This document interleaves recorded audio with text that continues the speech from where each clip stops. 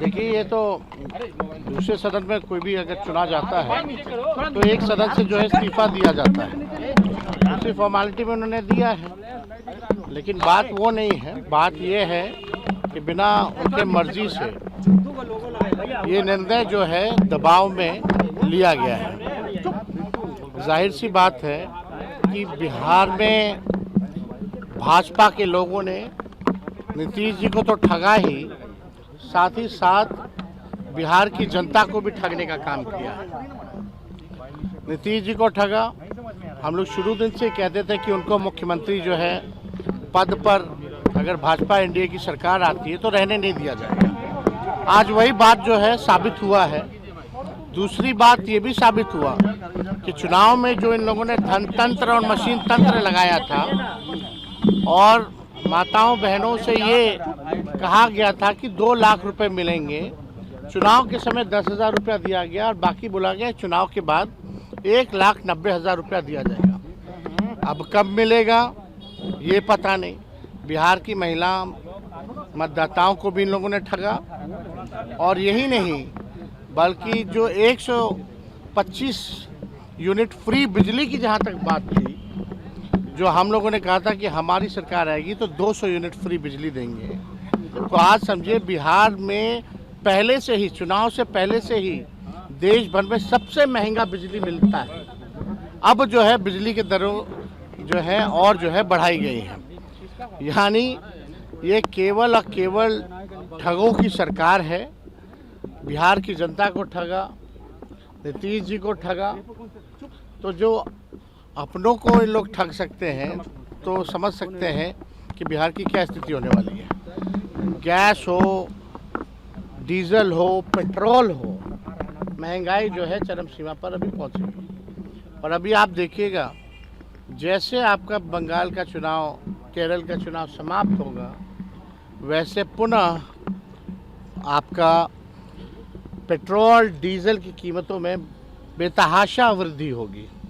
तो ये लोग केवल ठग लोग हैं, ठगने का काम कर रहे हैं। बिहार में लॉ एंड ऑर्डर की स्थिति बनी हुई है, सब लोग देख रहे हैं। कोई ऐसा दिन नहीं जहां गोलियां ना चल रही हों, लोग मारे ना जा रहे हों, लोगों को कोई इंसाफ नहीं मिल रहा। लेकिन भाजपा केवल लगी है हर जगह जो है कब्जा करने के लिए सरकार बनाने। देखिए इस पे तो हम कुछ कह नहीं सकते हैं कौन तारीख को देंगे, कौन से समय में देंगे। लेकिन एक बात तो तय हो गया कि नीतीश कुमार जी को बीजेपी ने ठगा है। और ये भी बात तय हो गया, स्पष्ट हो गया कि नीतीश कुमार जी अब बिहार के मुख्यमंत्री नहीं रहेंगे। विधायक और तो ये साफ अब देखिए, अब कौन लोग रो रहे हैं, नहीं रो रहे हैं। आजकल लोग जो है केवल कैमरा देख करके लोग ड्रामा करते हैं। ऐसे लोगों को एक्टिंग मुबारक हो। अब कुछ लोगों को बचा नहीं, सब कुछ तो कर ही लिया है। आजकल लोग तो पढ़ाने का भी काम कर रहे हैं, अब कलाकारी का भी काम कर रहे हैं। तो ऐसे लोगों पे हम क्या टिप्पा टिप्पणी करेंगे। लेकिन बिहार के जो उज्ज्वलंत मुद्दे हैं उसका निष्पादन नहीं किया जा रहा।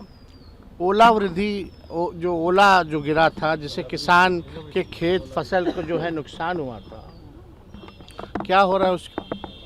कोई फ़ायदा दिया गया कि नहीं दिया गया? कोई किसान, मजदूर, गरीब, बेरोजगार, शिक्षा, चिकित्सा के बारे में, कोई पढ़ाई दवाई के बारे में बात ही नहीं कर रहा। कौन आएगा, कौन जाएगा, कौन आएगा? 2012 के बाद से कोई स्टेबल गवर्नमेंट बिहार में नहीं है।